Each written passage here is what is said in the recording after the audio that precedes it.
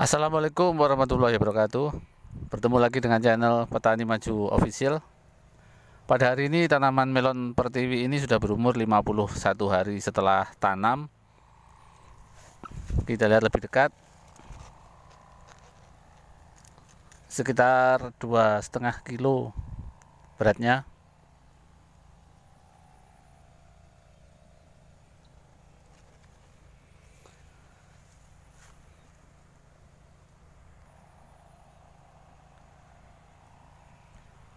Ini kalau misalnya buah melon sedang langka, harganya sedang mahal di pasaran, umur 53 hari sudah bisa dietrel, sudah bisa dipetik. Jadi ini salah satu kelebihan benih pertiwi. Panennya cepat. Kita lihat di umur ke 51 buahnya sudah besar, kemudian jaringnya juga sudah tebal, sudah rapat. Jadi buah sudah terlihat tua.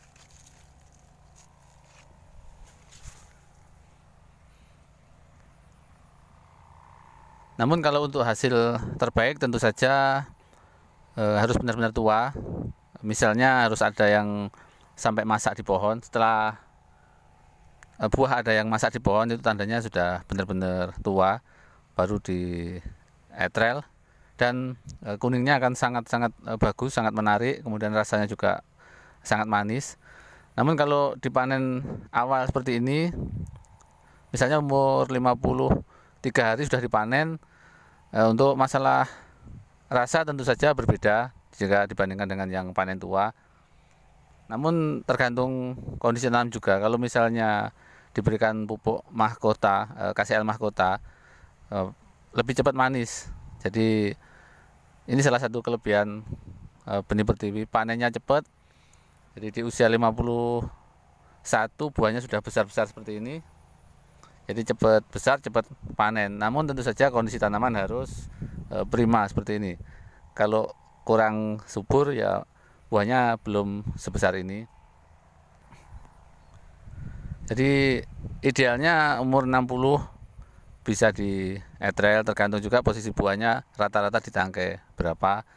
Kalau posisinya agak atas tengah misalnya bisa 65 baru di etrel untuk hasil terbaik. Namun kalau di bawah seperti ini usia 60 sudah bagus, sudah ideal. Namun seperti yang saya bilang tadi, kalau saat melon sedang langka 55 sudah bisa, bahkan dipaksa misalnya usia 53 pun sudah layak karena jaring juga sudah terbentuk tebal seperti ini. Kemudian untuk hasil terbaik atau agar pembesaran buahnya optimal, saya selalu menyarankan cukup 1 buah per batang atau 2 buah per pohon seperti ini, karena besarnya cepat dan bisa merata seperti ini. Apalagi ini kan jarak tanam saya hanya 55, padahal idealnya 60 atau 65. Kalau jaraknya 60, 65 atau bahkan 70 bisa dibuahkan 3 atau 4 dengan hasil yang merata.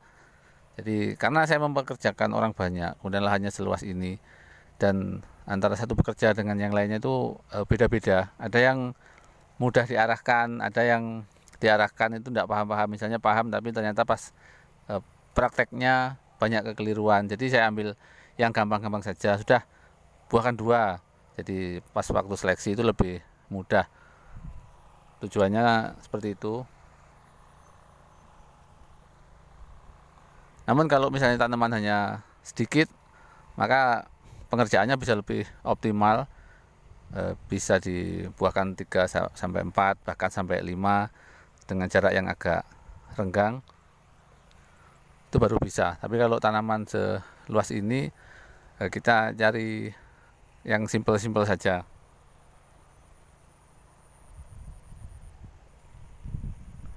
Bagi Anda yang belum subscribe, silahkan subscribe dulu, karena dengan subscribe Anda akan bisa pantau terus tanaman ini sampai panen. Anda juga akan mendapatkan banyak informasi seputar budidaya melon dan semangka. Baiklah, akan saya lanjutkan.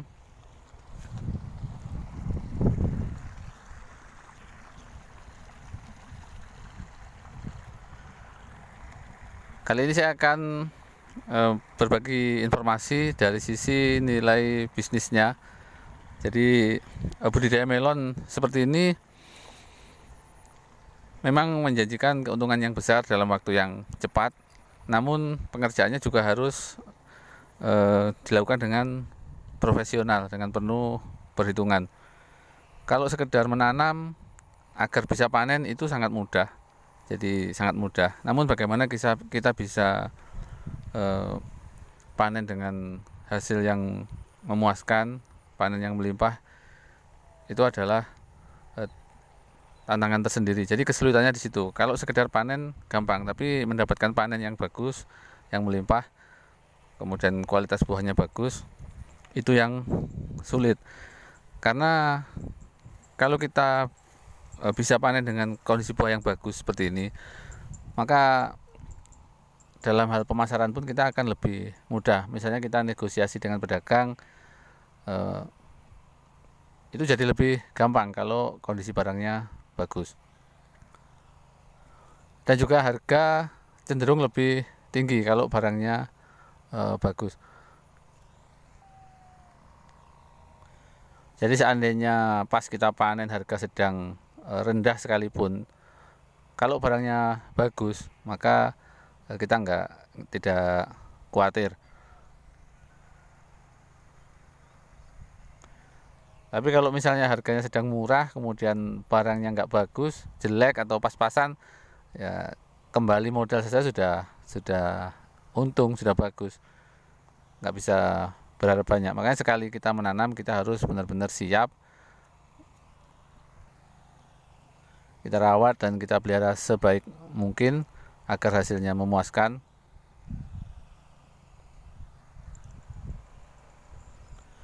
Di usia ke-51 ini bisa dibilang sudah aman dari resiko layu, karena buahnya sudah seperti ini, rata, netnya sudah terbentuk. Jadi tinggal hitungan hari. Mungkin ada beberapa yang masih belum maksimal besarnya. Jadi untuk 10 hari ke depan masih bisa mengejar ketertinggalan.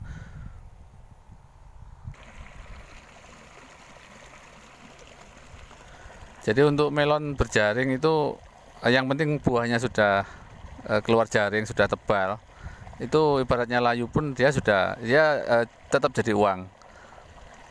Tapi jika sudah umur 51 seperti ini, apalagi kalau sudah 55, itu sudah benar-benar aman dari layu. Ini kita hanya perhatikan masalah ulat. Jadi kita benar-benar pastikan bahwasanya tidak ada hama ulat, karena hama ulat bisa merusak buah dengan tingkat kerusakan yang cukup parah. Jadi kita harus selalu waspada.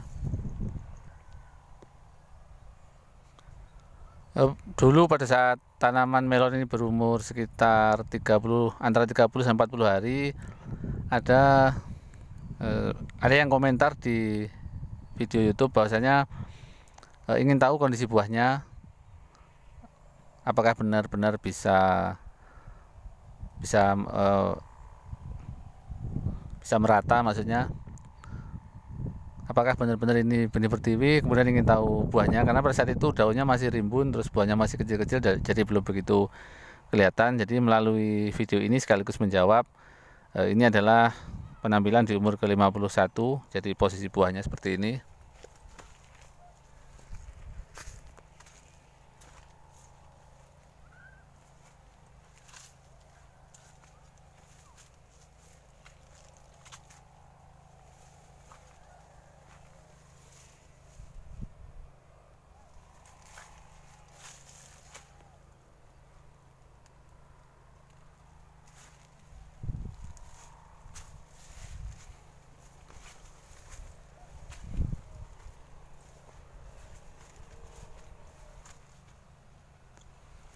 Jadi alhamdulillah rata-rata semua pohon ada buahnya 2, ada yang 3, sebagian ada yang 3, ada juga yang 1.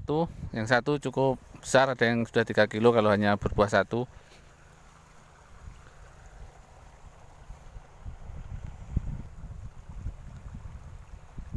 Apapun yang kita lakukan, sekeras apapun kita berusaha, semuanya tak lepas dari rezeki. Jadi apapun yang saya dapatkan nanti itu semata-mata karena rezeki yang diberikan oleh Allah Subhanahu wa taala. Jadi saya hanya sebatas berupaya bekerja dengan sebaik-baiknya.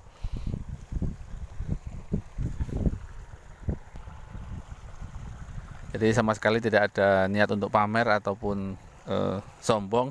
Justru saya ingin berbagi informasi untuk kemajuan kita bersama sesama petani melon dan semangka. Terima kasih atas perhatiannya, mudah-mudahan videonya bermanfaat. Sampai jumpa di video-video kami selanjutnya. Wassalamualaikum warahmatullahi wabarakatuh.